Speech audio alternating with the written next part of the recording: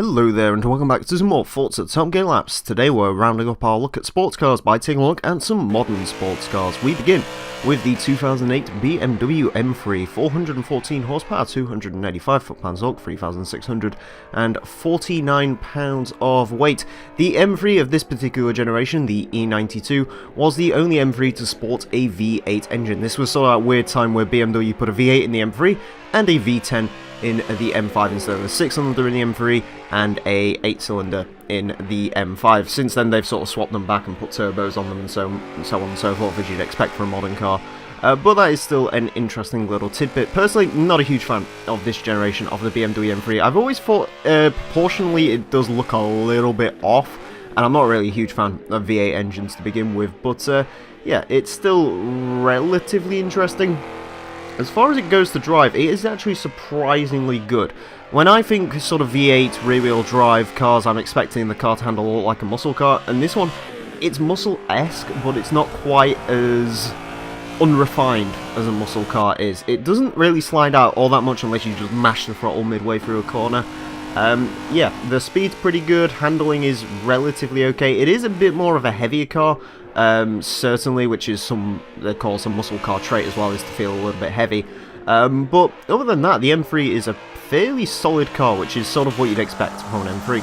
Next up, we have the 2009 Pontiac Solstice Gxp, 260 horsepower, 260 foot-pounds torque, 3,018 pounds of weight. Did try to get some variety in here, and I was sort of looking through the car list, and I sort of saw the Pontiac Solstice, so I thought, hey, let's use this. The Solstice is a quite overlooked car in terms of Forza. No one really remembers the Solstice all that well. It's just sort of a car that keeps cropping up in Forza games. I believe it first appeared in Forza 2, it got upgraded to the GXP model at some point, and it's been relatively forgotten ever since, which is a bit of a shame. I actually don't hate the Solstice. It's quite a quirky looking car, certainly. Not my personal cup of tea. I wouldn't say it's, you know, a fantastic looking car, but I would say it's different. I prefer it over its cousin, the Saturn Sky. That much is for certain. As far as sort of statistics go, it actually seems like on paper it'd be a pretty fun car, and indeed, in the flesh, it is a pretty decent car to drive. No real qualms about this one. Of course, going from the M3 to driving this did feel completely different. This is obviously a lot lighter than the M3. But in terms of sort of handling characteristics and stuff, it does have a few American tendencies. It's not quite as darty as you'd expect sort of a European or Japanese sports car to be, but it isn't far off. It actually handles relatively well. The Solstice could be a pretty good low-class race car if you sort of are looking for something a little bit different in that regard. Then to have a check out of the Solstice. Next up, 2010 Nissan 370Z, 332 horsepower, 270 foot-pounds torque, 3,267 pounds of weight. Of course, this is another one of our cover cars for Forza Top Gear Laps. You saw it in the intro, you'll see it a little bit in the leaderboard breakdown. Of course, that one has the Nismo kit. This, of course, has to be reverted to stock because every car that runs around the Forza Top Gear track is reverted to stock. The 370Z, of course, the sequel to the 350Z, a car which Nissan appears to have completely forgotten about because the 370Z hasn't really seen any upgrades since the decade it's been out. But I do quite like the 370Z. I prefer it over the 350Z. Certainly, I wouldn't particularly buy one per se. I think there's better sports cars on the market. But, you know, it is still a pretty good car, and of course people are big Nissan fans, so this obviously gets quite a lot of use. And to be fair, when driving it, it's pretty easy to see why. It's a nice car to drive. It's very easy to drive. You know, it's a very predictable rear-wheel drive sports car. It's got pretty consistent handling, certainly. It's not quite as good handling as sort of your top-tier sports cars, but if you sort of want to learn how to drive a rear-wheel drive car, this isn't a bad option. You know, the PI is fairly low on it as well. It's a B502, I think, so it's relatively competitive as well if you sort of chuck some upgrades at it. Next up, 2013 Subaru Brz, 197 horsepower, 151 foot-pounds torque, 2,764 pounds of weight. This is the least powerful car here today. and the least torquey car.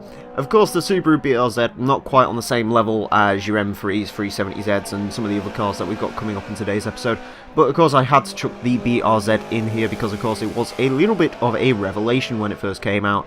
A very cheap rear-wheel drive platform that people can basically build off of, and stock it's fine. If you want to stick a turbo in it, get some more power out of it, you can. If you want to turn it into a drift car, you can.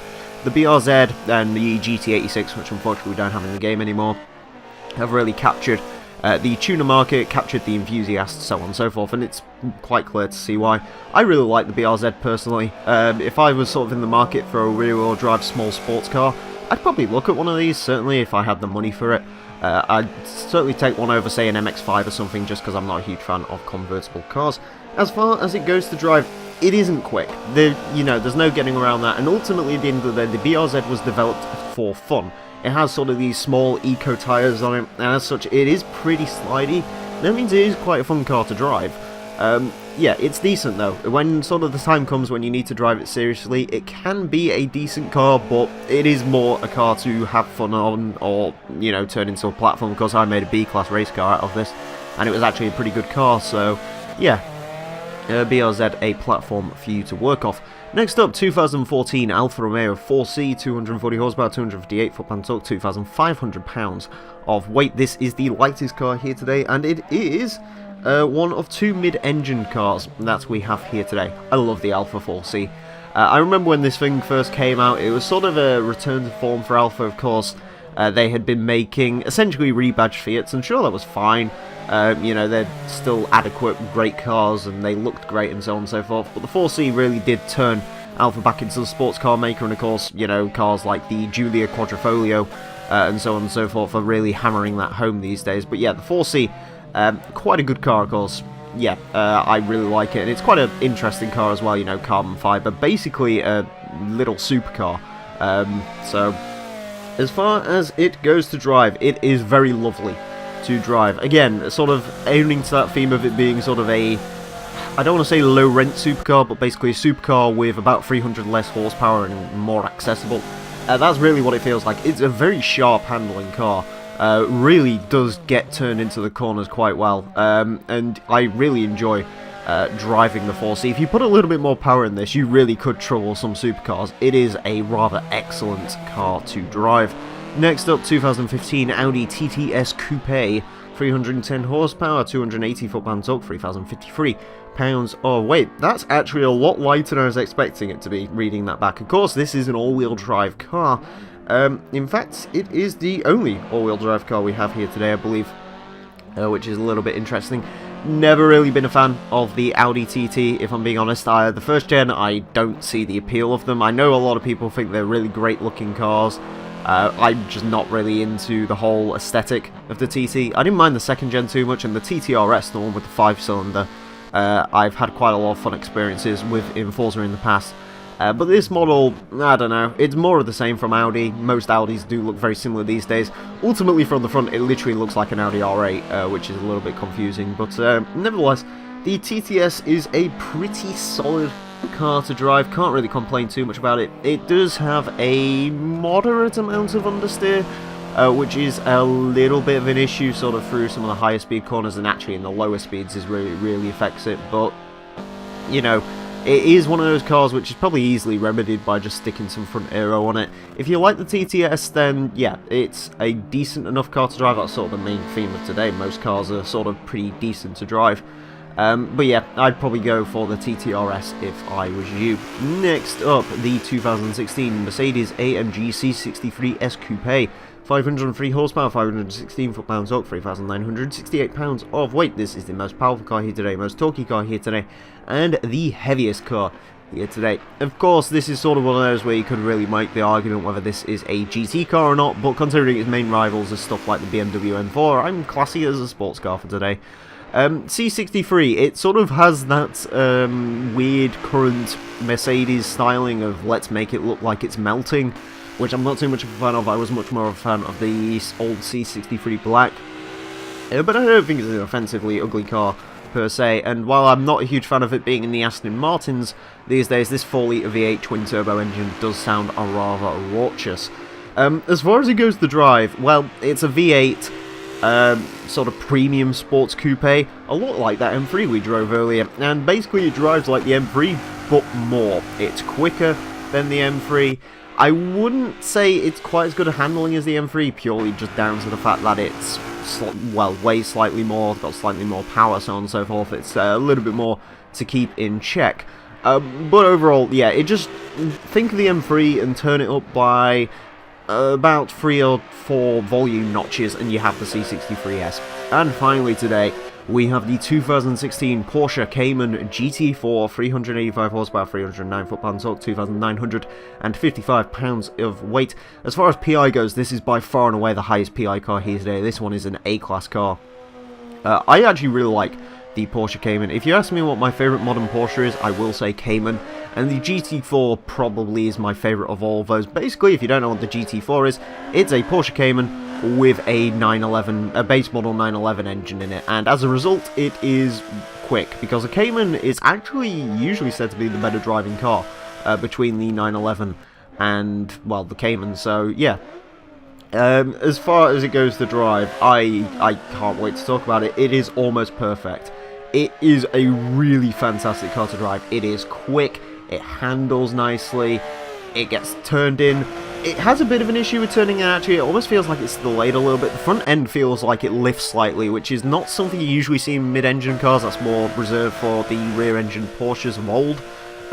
But that is really my only nitpick with this car. Other than that, it is absolutely exquisite. If you haven't driven the Cayman GT4 yet, do yourself a favour. Go ahead and drive this thing, because it is a phenomenal car to drive. And moving on to the leaderboard, the Cayman surprises once more. Goes into 34th place with 117.736.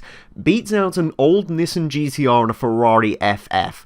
The FF is the top of A-class, the GTR is bottom of S-class. That thing is seriously quick. It's not even that much further off of a 2017 GTR. The Cayman is amazing. In 61st place, we find the Mercedes-AMG C63S Coupe with a 120.855. Beats out a Ferrari 250LM, a Z06 Corvette of old, a 612 Scaglietti, interestingly enough. Not quite enough to beat out the Bmw M6, though, although I will say it drives way better than the M6 does. Next up, we find sort of the main contingent of cars for today. In 72nd place, the Bmw M3 with a 122.494. Interestingly enough, a little bit off of an Audi RS5 Coupe, which is a little bit strange. In 73rd place, the Alfa Romeo 4C with a 122.606. Phenomenal driving car, beats out the CTSV and the Honda NSX, which is actually a pretty apt comparison. In 76th place, we find the Audi Tts Coupe with a 123.176, beating out a old Ford Mustang SVT Cobra R and a Maserati Granturismo, interestingly enough. Yeah, the TTS quicker than I thought it would be. In 79th place, the Nissan 370Z with a 123.241, beats out that Z3 M Coupe that we had last week. Pretty good times from all of those cars. Moving down once again, the Pontiac Solstice Gxp goes into 113th place with 127.195, beats out the Mercedes G-Class and Megane Sierra Cosworth 300ZX. Loses out to a Buick Regal and a Ferrari Daytona. A fairly alright time from the Solstice. And finally today, in 126th place, it's not surprising, it's the Subaru BRZ with a 128.690. Despite that though, that's a time it can be pretty happy with. Beats out a Stratos. It honestly isn't that far off a Neon either, and the PI difference between those cars is about 50 or so. It also loses out to an old M5, so pretty good times from all of those cars, and all in all, a fairly decent, well-rounded pack of cars to drive. Anyways, I want to thank you all very much for watching this edition of Forza Top Gear Laps. Next time, I'm going to be taking a look at some retro SUVs, so join me for that. Until then, farewell. I'll forget what I've done, I'll be redefined. It's shaking the sky, and I follow